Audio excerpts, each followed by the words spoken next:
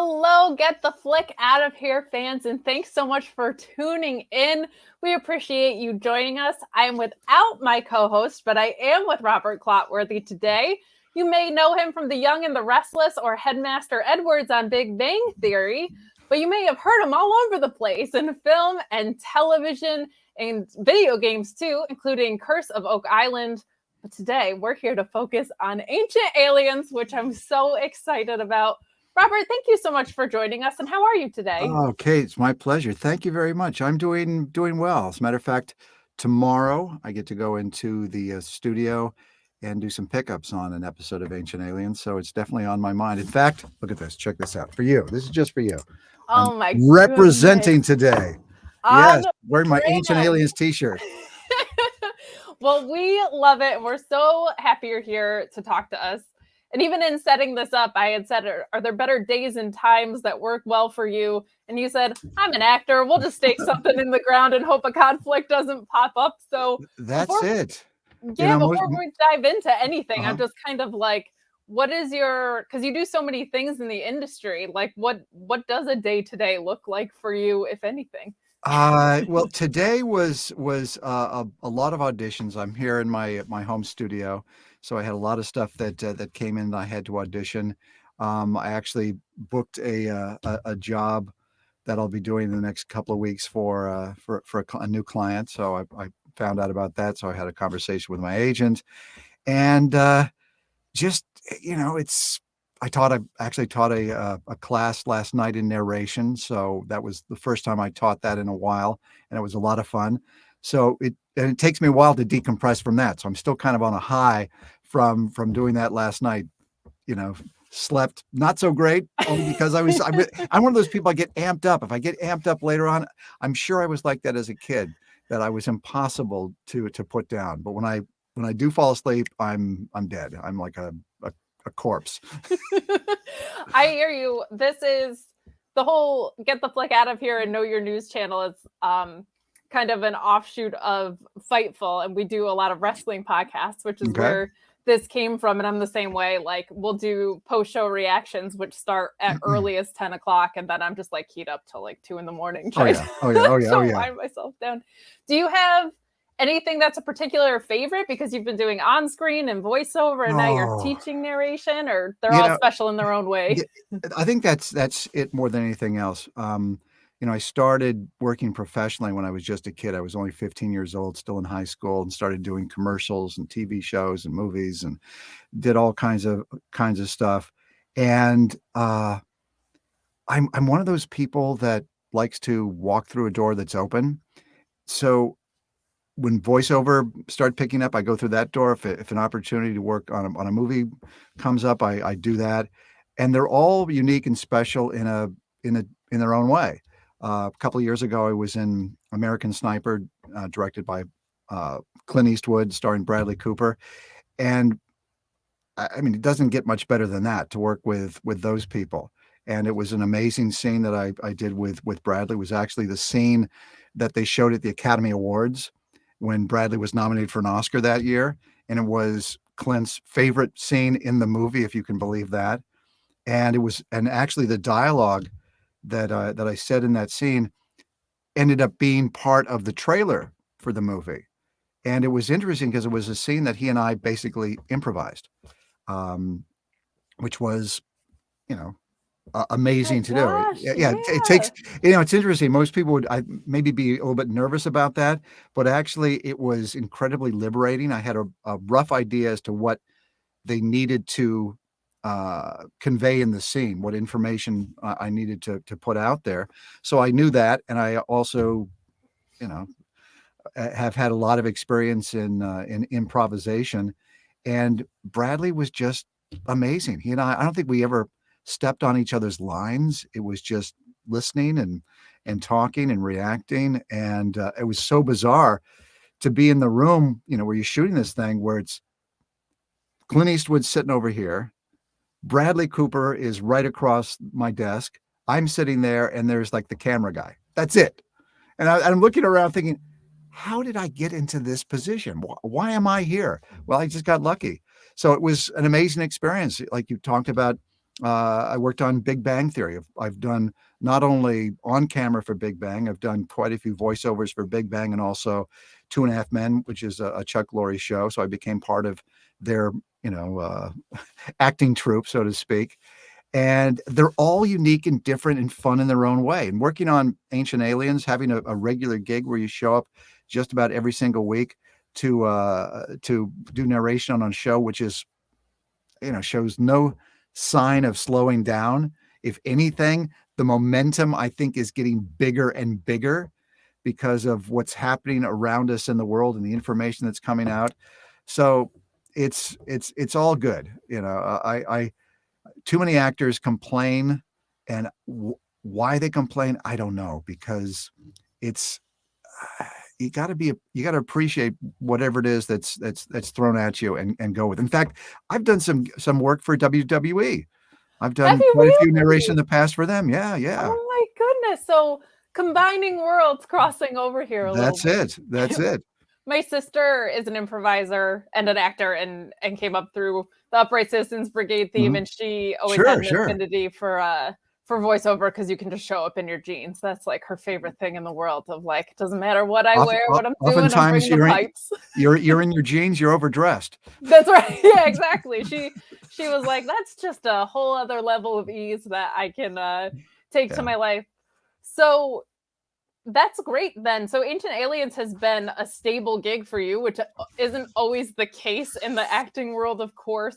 Um, how do you manage that just like from a day-to-day perspective? If you have this thing that's a staple that you know, and then everything else in your life can be deviating and so unpredictable. Do you like that better? Do you like the not Well, knowing kind of? And yeah, then it's kind of interesting because that's been my entire life. I really don't know anything other than that. When you're an actor, you don't know when you're working next. You don't know if the last job you did was the last job you'll ever do. Oftentimes, you'll see actors working there, or even at an audition. They're not even focused on the audition because they're thinking about the audition they have after that. Uh, so it's difficult to be present and in the moment, but at the same time, there's no ceiling to it. yeah. Opportunities pop up, and when you tap into a good gig, it it's just it's amazing. And as an actor, you rarely get a job that's going to last, a few weeks, maybe at the Yeah. most, or you work every once in a while for a recurring client. But to have the relationship that I have with the producers of Ancient Aliens, where I've done hundreds and hundreds and hundreds of hours of television for them, is unique and amazing. Kevin Burns, the late Kevin Burns, who created Ancient Aliens and The Curse of Oak Island, was an amazing mentor. He was the one that first hired me to do narration on a project that was so extraordinary.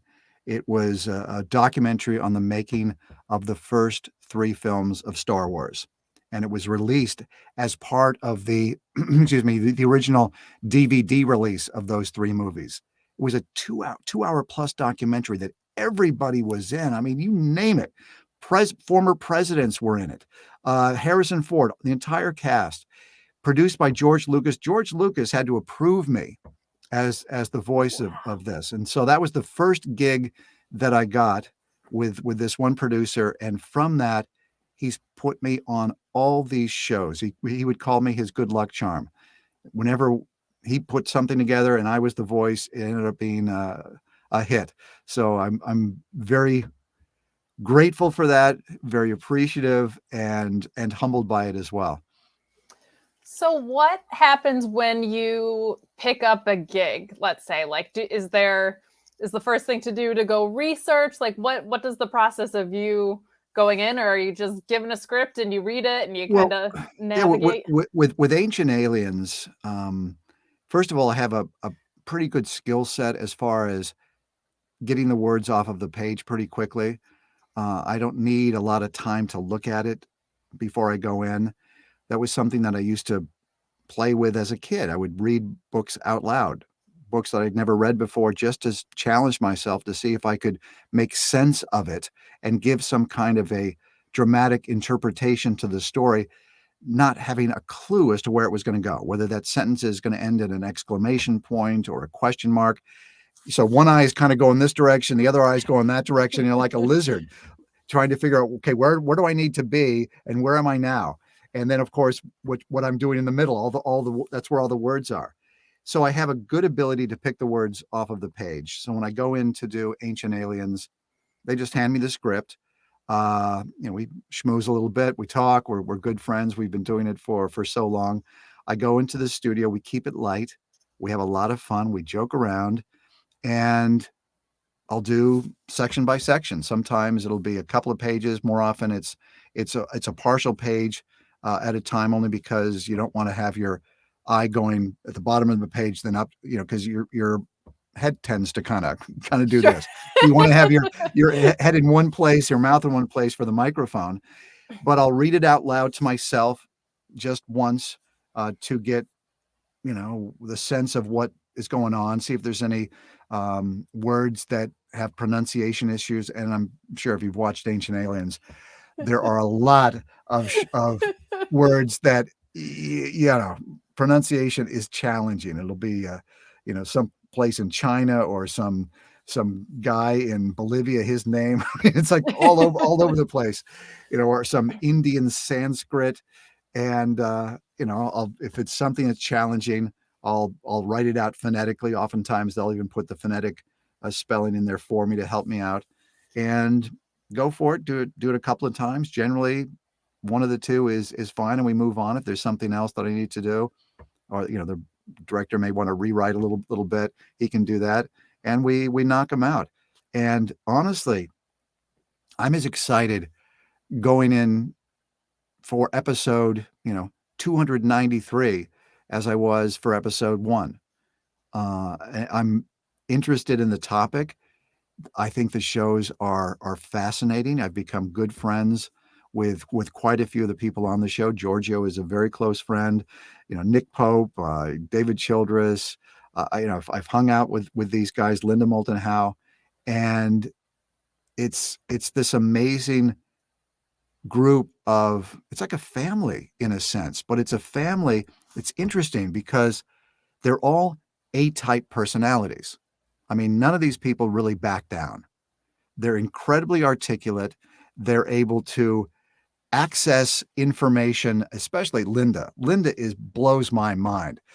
She can speak for 30 minutes and you'll never hear her stutter a little bit. There will never be a in there. It's just boom, boom, boom, boom, boom, just is able to spit it out. And she's bright. And they're all incredibly charismatic. So you're around these people, and the weird thing, you think, oh my God, it's going to be, they're going to be arguing and fighting all the time. No, they're all supportive of one another, and they have fun with each other, even when they disagree. So it's a wonderful, wonderful experience. No rival gangs in there, huh? Not so much. Not so much. There are some people that aren't on the show anymore, only because they, the chemistry was not what it could have been, Sure. or they kind of blew it. But it all starts at the top, and that was Kevin Burns who brought all of us together. He just had this great, I guess, instinct of not only discovering topics that were interesting to the audience, but also the correct cast to put all of us together, where you have this incredibly diverse group, and each one is kind of a specialist in their own right, and so each one gets their moment in the spotlight, and then they can back up and let somebody else take the spotlight for a moment, and then come in and talk about it. And it's a fascinating show. I mean, it started out as a 2-hour special. 2-hour special. We did 1 2-hour show, and then History Channel came back and said, and they, as Kevin would say, he was a true teacher. He was actually a professor at Boston College, and in film. So he understood film, he understood television, and he understood what the audience really liked. And he just was able to oh God, how can I put it? It was,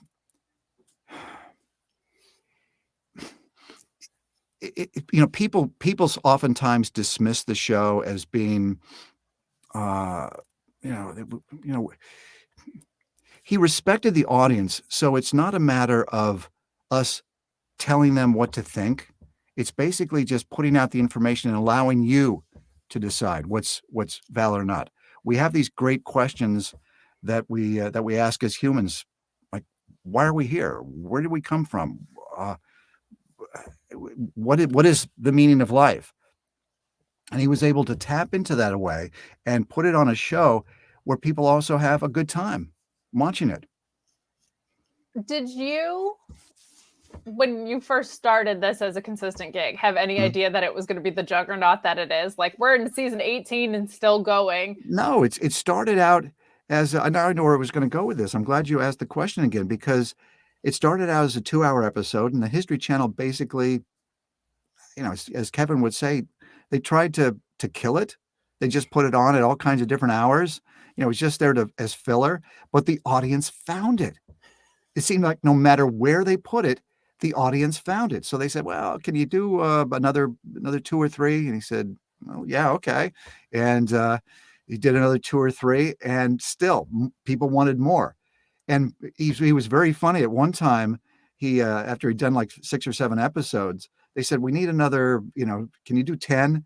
He says, "Yeah, I can do it, but I've run out of pyramids." So it started out as just a show where we were kind of struggling to find topics, to now where we have to really filter the topics because there's so much that's happening. What do you focus on? You're only going to do 20 or 25 episodes in that season. You got to whittle it down. And this information comes out every day, it seems. Every day. It is crazy how much it spans. Like, that there's just places you wouldn't assume that certain theories could go or ideologies could go. It's incredible how expansive it is.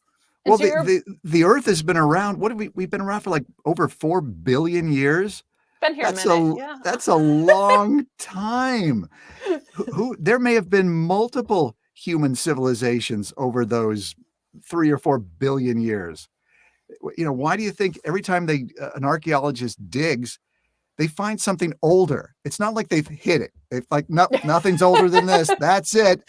They find something yet again, something older, and you go, okay, we're just scratching the surface. So you mentioned that they were kind of trying to hide this, but they had discovered this like huge following anyway. To me, this reads so differently than anything else that's on the History Channel, and I feel like that's probably part of its success. Like, this does not feel like the stuff my dad watches on the History Channel, Yeah. right? Do you think that being a standout is part of what people were gravitating towards? I think I don't know. I think that timing is really important. If the show had come out maybe 5 years prior to that, maybe nobody would have cared. If it came out 5 years after, maybe we would just be following up on what other people were doing, and trying to capitalize on that success. The timing was just right. The stars were aligned. Maybe aliens were involved. We don't know. You Is could it do an possible? Could it autobiography be? on Yes. that. Yes. Uh, it's for whatever reason, the audience found it. And the sh the show is each episode is really good. There's really not a poorly produced show. You can tell that on some shows that are out there, just the production quality is lacking. It's just something's a little bit off. Even though our show is not a super expensive show to produce, the quality is there. And Kevin really set the standard that he wanted it to be that way. In fact, when he was alive, when we do often what they call a scratch track, where normally a producer or somebody just kind of says what the dialogue is going to be, does the narration. They play that for the executives so they get a sense of what the show is going to be about. Kevin got to the point where he did not want to hear anybody do it except for me. He did not want to hear a scratch track. He would only hear it if I was doing it. And he was very funny because he'd say, sometimes I would write this stuff and I'd think, oh, this is such crap. and he would say, but Robert, when I hear you say it, I start thinking maybe it is possible. So I think that was just his way of being light about it, where he just was, because he was not an expert on this stuff, but he was an expert in understanding what resonated with people, and he knew that he heard something in my voice that made it so that people would accept the information. I in voiceover, we have what is called a vocal signature, where if somebody was to describe what you sound like, what would they describe? And it would be like almost as if somebody was describing you to a friend or describing you to somebody that didn't know you. What is Kate like? Oh, Kate's she's fun, she's bubbly, she's cute, whatever it might be, right? Well, that would be how somebody would describe you. In voiceover, the way that this one person described me, it was a casting director, and I thought it was spot on. She called me approachable intelligence. Now, that doesn't mean that I'm bright in any way. I could be as dumb as a bag of doorknobs, but I sound like I know what I'm talking about. And the way that I speak, it's not off-putting. It's not like I'm lecturing you. I'm inviting you in. So we're on the journey together. And Kevin cast me in that, and the audience has responded. And it's funny that some of the things that I say have become catchphrases now. I'll go to a convention and people wear a T-shirt that says, "Ancient astronaut theorists say yes." You can go to the History Channel store and you can buy a coffee mug that says, "Could it be?" on it. And these are all fun. Yeah, these are things that Kevin came up with and Kevin wrote, but I gave it a spin, a unique, kind of a turn to it that made it where people have a good time with it. When I'm saying those things in a recording session, I'm having a good time. I know the audience is waiting for me to say it. So I kind of tease them a little bit with it and kind of put it out there in a way that's fun for all of us. So it's my way of giving a little wink to the audience. I love that. Yeah. Do you have any favorite episodes? Yes. Yeah. Yeah. My my favorite episode is one we did about the moon, because the moon is, well, first of all, you know what the official scientific name for the moon is? I don't. The moon. Is it really? It's just the moon. It's just the moon. You'd think it would be something else like SR57327. No, it's just the moon. Just the moon. But it's not even a specific moon. It's just the moon. The moon. The moon to us. But the moon in our solar system, in the universe, is very, very weird. First of all, it doesn't rotate. It just kind of, the same side is always facing us. It's at the exact distance and the exact size for there to be a solar eclipse. If it was closer, to us, you'd see more of the sun. If it was further away, you wouldn't see the sun at all. Whatever it is, it's in exactly the right position, exactly the right size. And without it, we wouldn't have tides, because we're on an axis a little bit, so we've got seasons and tides. And also I met a woman who worked at NASA. People ask me all the time, do you believe this stuff? And I met this woman who worked at NASA, was at a convention, and she came up to me and we were talking a little bit. She was a big fan of the show, and as she was walking away, I said, did anything ever happen at NASA that you haven't never talked about or would like to talk about? And she came back around. She said, well, the statute of limitations is, whatever it is.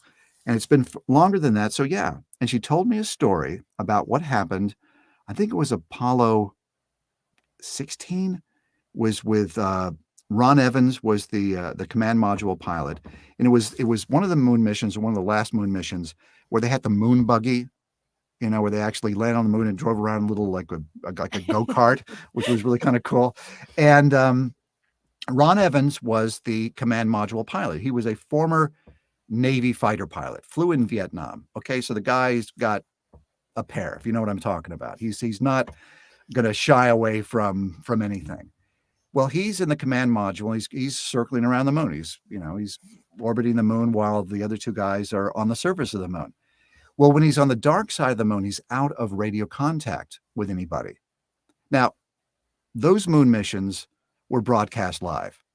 You could turn on the television and you'd be watching it for 3-4 days because it was interesting. It was fascinating what was going on. Well, he came around from the backside of the moon while the other two guys are on the surface, and the commander of the mission, I can't remember his name. He was on the surface of the moon, and as a joke, he said, "Hey, Ron, you lonely up there?" And Ron Evans said, "I'm not alone." At that moment, Mission Control, remember, this was broadcast live. Mission Control switched to a secure channel. They said, switch to channel 72, whatever it was. And this woman that I know, who was actually in Mission Control. If you see the movie Apollo 13, you see all those people that are sitting in front of those monitors. She was one of those people. Okay. Her job was to monitor the life signs of the astronauts. She was checking their blood pressure and their breathing, all kinds of stuff. So she clicked over to the secure channel, and the head of Mission Control said, "Hey, Ron, what's going on? Are you joking?" He says, "No, I'm not. Something's following me." I said, "Can you describe?" He said, "Can you describe it?" He said, "Yeah." Now, the command module, as I understand it, which he told me, I think was about 17 feet stem to stern. So this was roughly a little over twice the size of the command module. He estimated it to be around 40 feet. He said, now, whenever he would go on a mission, whether it was a combat flying mission, his thing was he would eat Oscar Mayer wieners. That was his thing. So he described it. He says he says it looks like an Oscar Mayer wiener. And as she explained to me, that is, of the two, that cigar shaped and a triangle shaped are the two most common UFO I guess descriptions that they have out there. So this followed that. He took photographs of it. I don't think anybody's ever seen those photographs. It followed him in formation around the moon. I think she told me it was like 4.5 orbits, and then it disappeared. Okay. So it was not just a piece of, space debris. It makes no sense why it would suddenly disappear. It somehow flew off. Now, she was also on the support ship that when the Apollo, capsule landed in the ocean, she was part of the ship that recovered the guys. And she was on the ship, and she saw him sitting in some stateroom on the ship, and he was kind of like doing this. And she went in and she said, "Hey, Ron, you okay?" And he just kind of like shook his head. And she said, is this about the anomaly? That's how they described it. And he said, "You know about this?" And she goes, "Yeah, I was in the loop." And he basically told her that this was something he'd never experienced in his entire life, that he didn't know what it was, has no explanation for it. And after she told me that story, this is not somebody telling you what they heard. This is somebody telling you what they saw, what they experienced. I said, what was NASA's, what was their position on this? She said, well, we actually had a meeting after that where we all got into a room, everybody that was privy to the conversation, and they said, we're not going to talk about this. The reason that they don't talk about it is because NASA's job is not to come up with an idea as to what it might be, some kind of theory. All their job was to collect the information, pass it on to the people who do think about this stuff, and then they would come up with some kind of an explanation for it. So, and this was just something she never talked about. Wow. And she says she's been to parties where there have been astronauts that have been there from different missions. They all describe something a little bit different when they go into space. Either they saw something or they felt something, whatever it might be. And oftentimes their lives are dramatically changed as a result. I know Giorgio said he was friends with, I think, the son of Neil Armstrong. And Neil Armstrong didn't really want to talk about the moon mission. And you think about that, you go, wait a minute. This is the first human being to set foot on the moon. And he doesn't want to talk about it? You'd think that this would be the highlight of his life. This would be something that he worked for, that he wanted, that he couldn't wait to tell everybody what the experience was like. But Giorgio's theory, and from talking to his son, was that something happened up there. He saw something that changed him dramatically. What that is, I don't know. We don't Sure. know. But there are too many things that have happened. It can't all be coincidence. All it has to be is right one time. Right. One time. You know, That's it. a lot of synchronicities for Yeah, something. it's you know, and it's not all just a redneck in a rowboat drinking beer who sees something, and it's more than that. And she also told me another story where I don't, bringing it on. Okay, this happened in Texas. This happened in Texas. I actually got her on the show as a result of this. I said, this is too good. I've got to get you on this show. So she was actually interviewed and on one of the episodes. But she worked at NASA, and but prior to that, she was in the Air Force, but she was in the Secret Service of the Air Force. Like, there's a top secret level of the Air Force. I didn't even realize it was like she was, a top secret clearance, and her job was to investigate different things. But when she was at NASA, they get a call from somebody in Texas. They said there were a couple of women. I think it was a couple of women and a kid that claimed that they had seen a UFO, had an encounter.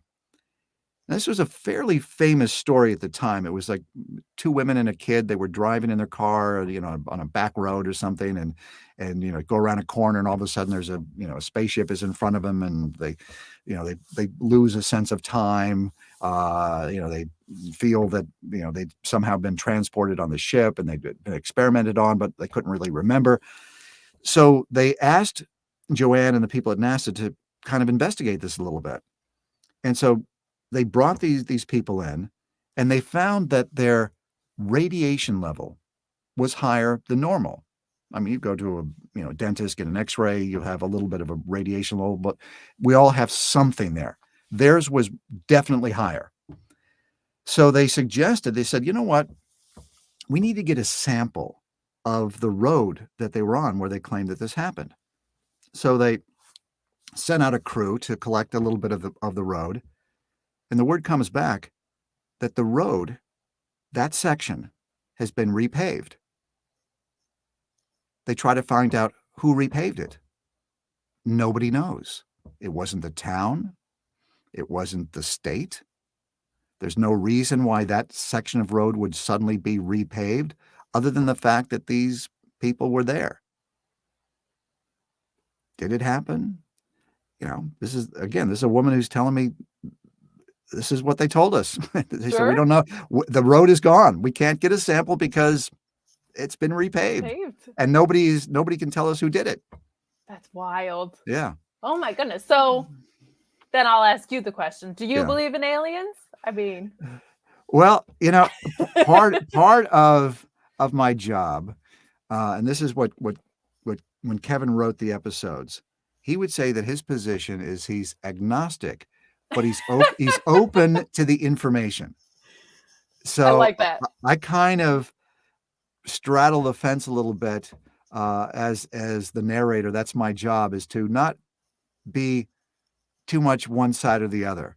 I want to walk that line that Kevin drew. Personally, I have questions. Is it? That's why I ask when I say, is it possible and could it be? I'm really asking that question. Yeah. It's not just, 3 words. Is it possible? No. Is it possible? Could it be? Well, I don't know. Maybe you let us know. Kevin would say, wasn't that the Egyptians told, or the aliens told us that they built the pyramids, is that the Egyptians tell us that. It's when Sure. you look at you break down the hieroglyphs on this, like, this is the story they tell you. It's like something extraordinary helped them. I know that Giorgio's gone to some of these sites where, like Machu Picchu, with the ability of the people at that time, they didn't even have iron tools. And here they are cutting into solid rock in such a straight line, and having it so fine that you can't even put a paper clip between the two rocks. They're that tight. It's like, how did that happen? And these things weigh hundreds of tons, 30 tons, whatever it is. And it's all of a sudden it's way up there. How do they do that? Yeah. That's so fun. I love that about the show too, where it does feel like, I like here's the information. It's a neutral stance. You can deduce the conclusions for yourself. Like I appreciate that as a viewer. Yeah, so that's thank it. you. I mean, we did one episode. And people ask me, what's the least favorite? And I go, well, we did one about Bigfoot. I thought we really kind of stretched it there. Because that, to me, because it was like a hypothetical and another hypothetical, I think I was it was like some tough. Human ape hybrid gorilla, whatever. It was some kind of strange alien experiment gone way wrong. Who knows? Maybe it'd be funny if that was the one show that's really spot on, that we got it exactly right. That'll be the one that proves us all right. Well, also, Nick Pope, who used to work for the Ministry of Defense in the UK, his job was to investigate this kind of stuff. And he told me about an official report that he saw where they were describing why they think aliens, if there were aliens, why they would come here. The obvious one would be, they're explorers, doing some kind of research. But one thing that was really interesting, and this was in the official report, is that maybe they're here on vacation. Oh, I love that idea. It's like, if you want to go someplace interesting, you want to go to this crazy zoo, come down and watch what people are doing on Earth. Well, that's like an official explanation as to a possibility as to why we may be visited or have been visited. I love that. You said that at conventions, fans will come up to you, and what's that experience like, especially being the voice of something, when people see your face and it obviously evokes something, right? Well, it's really pretty interesting. As the show has gone on, I've become a little bit less anonymous.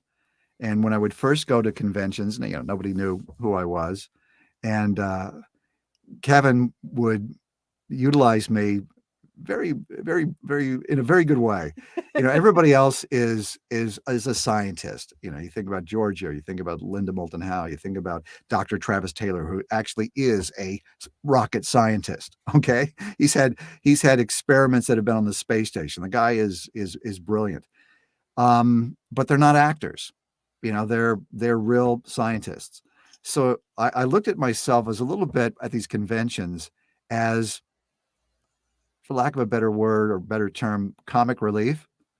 I knew that people enjoyed the show. And so what I would do is when I would go on stage, I mean, first of all, people would be really excited because they hear my voice and they go, oh my goodness, you're the, we fall. This is funny. A lot of women come up and say, we fall asleep to your voice. and they always say, I love your voice. It puts me to sleep, but in a good way. I go, that's all right. It's soothing, okay. I promise. It's soothing, right?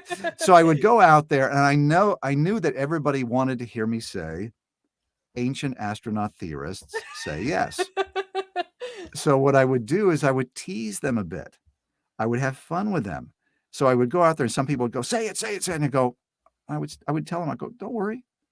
I'm not going to have you fly 3,000 miles, wherever far you came from, to come here to see me and not say it. Of course I'm going to say it, but I'm not going to say it right now. Of course. I'm going to tease you a little bit. I'm going to tell you a story. We've got a love affair going on. I'm not going to push too quick. So, and they were all they're all excited. So I would tell a story about, it was a made up story about how Kevin Burns approached me to do the show. that I'd worked with him on several documentaries in the past, blah, blah, blah. And he calls me up and he goes, Bobby, I've got this new show coming up called Ancient Aliens. I think you'd be perfect to be the narrator on the show. And I said, yeah, it sounds interesting, Kevin, but I have a couple of questions. First one, is it possible?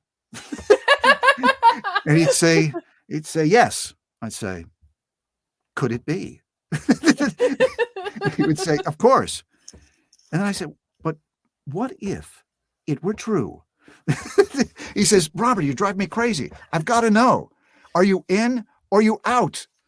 And I said, Kevin, ancient astronaut theorists say yes. And then I would hold the mic out to the audience, and everybody there would scream out yes at the same time. So it was a lot of fun.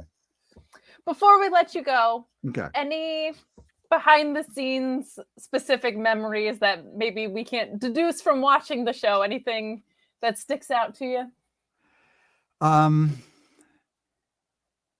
Well, I wish that Kevin had lived longer.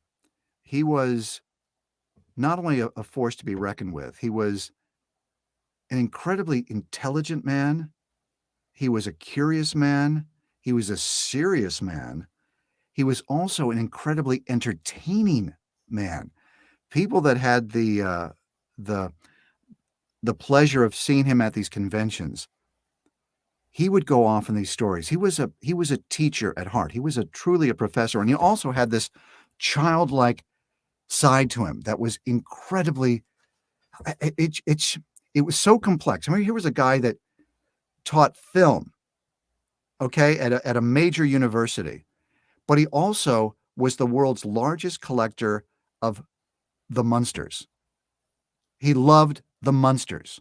He loved Lost in Space. He actually owned Lost in Space.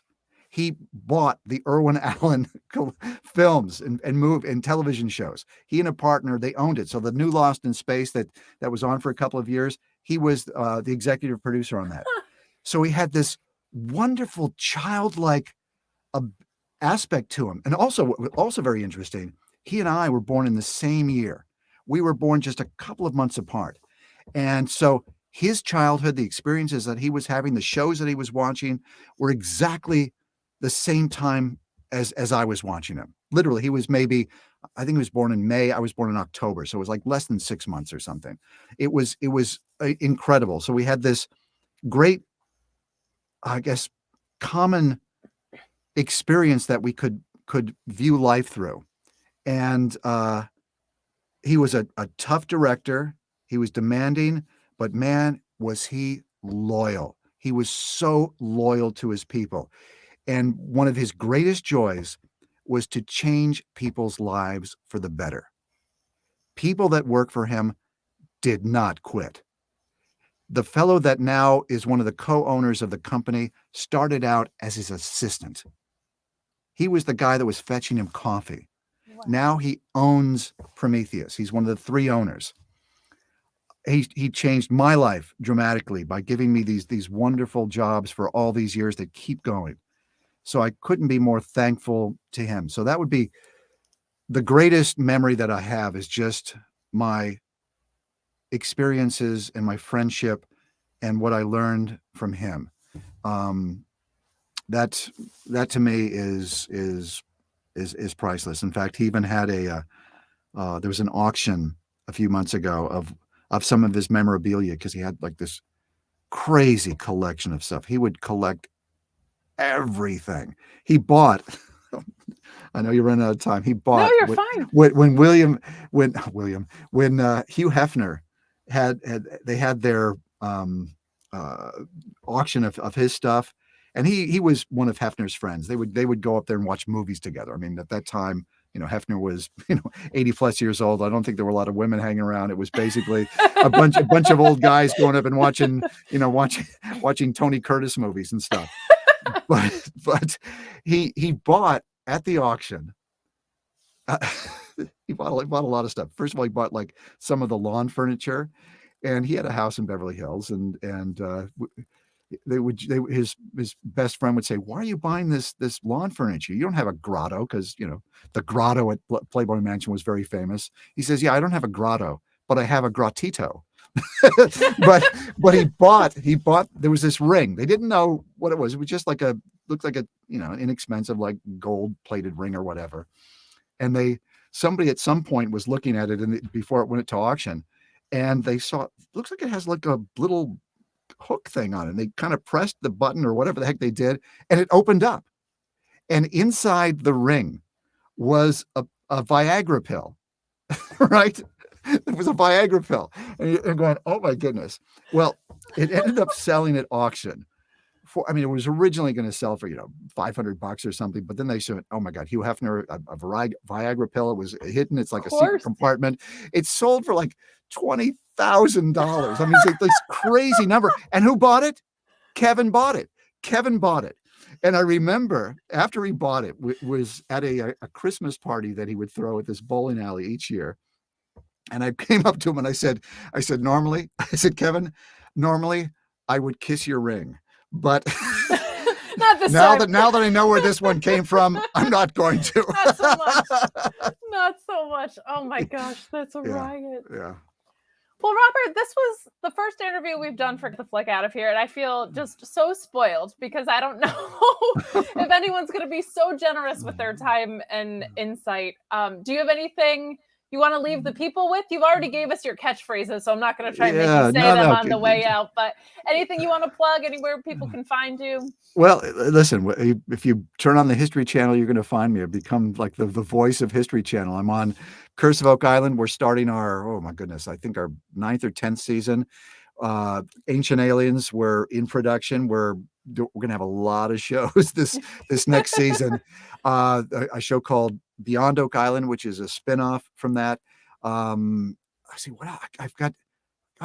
Those are the most important things. I also work on, in animation, video games, all that kind of stuff. But those are really my babies right now. Those 3 shows, and once they're all in production, they all should be very soon. It's going to take up all my time, but it's so much fun to do. It's always nice as an actor to be part of a hit, and I'm on 3 hits. It's great. That's awesome. Ancient Aliens, we're not going to stop. Curse of Oak Island, we get 3 million people tuning in each and every week. Wow. There was an article in Variety, which is one of the 2 major, I guess, Hollywood magazines that are out there, that and Hollywood Reporter, Variety. Variety did an article just about a month ago about the top 100 shows on television. And they had hits and misses. In the article, the number 1 hit, as far as Variety was concerned, was Yellowstone, which was, of course, the most popular show on television. Phenomenal show. Number 2, Curse of Oak Island. Curse of Oak Island. And they said that the year prior, we were the number 1. It's because, for a cable show to get that kind of attention, that kind of viewership for this many years is extraordinary. And people try to copy it. People try to emulate. It's funny. Every once in a while, I'll get a spec for an audition that comes in where they're looking for voiceover a la Curse of Oak Island or a la Ancient Aliens. Of course, when I audition, I don't get it. that's par for the course. You never do. You go, hey, you're good enough for this original, but for the knockoff, we're not available. So sure. We'll go for the knockoff. Okay, whatever. So it's if you want to find me there, follow me on Twitter, follow me on Facebook. I certainly do respond to fans. I'm on Cameo. Hey, here's something cool. There's a site called Jemi, Jemi, that I'm on, where normally at conventions, what I would do, I was thinking, what can I bring to a convention that's different and unique and special, other than just signing a picture.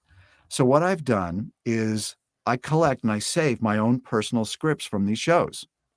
And they're the only one that I have. It's not like I put it through a printer and duplicate it. So I've saved up these scripts, And because we're not going to conventions right now because of COVID, hopefully next year we will, I'm making those available on this site called Gemming. So if a fan of Curse of Oak Island, a fan of Ancient Aliens, you're thinking, man, I'd love to have a script. I do a really nice cover for it, and put print it out real nice, and I do a little signature on it to make it, and then put it in like a plastic sleeve, so it's really kind of cool. That's And awesome. yeah, Yeah. When I started bringing them to conventions, and this one guy, he bought one, and he came back to me, and what he did was I even have a picture of it. He had everybody that was on the show sign the script. And I thought, that is really cool. Yeah. That's a memento. That's a really nice memento. I know that as an actor, when I've worked on films and TV shows, I try oftentimes to get, the stars to write something for me, but I'm a little bit shy about it. I know my favorite thing that I have is from American Sniper, where I have not only the writer who signed it for me, but Clint Eastwood and Bradley Cooper. And they didn't just put their names.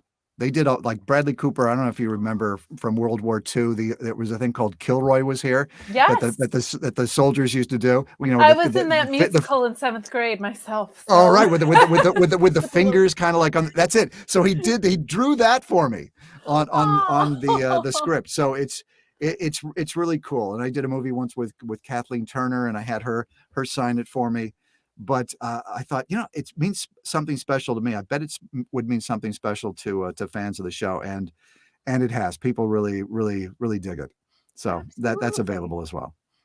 Well, thank you so much for your time, and thank you for being the voice of this super fun series. We had a blast watching it. Yeah, keep watching. Keep watching. Tell me what your favorite episodes are. Yeah, absolutely. Keep me posted. And we didn't. Was it Jimmy? That's the other. Who is your co-host? Alex. Who cares about Alex? This was perfect. He's out. He's out gone. now. He's gone. He's yesterday's newspaper. He's taking care of his daughter or something. Oh, yeah. Something unimportant something like that. Insignificant. Yeah, I know. Well, we appreciate you so much. Thank you so much. And stay tuned to get the flick out of here. Bye. RESPECT. Click the subscribe button and find out what it means to me. Nah, that doesn't have a ring to it. But if you like videos about real news stories that are funny, stupid, or weird, subscribe now.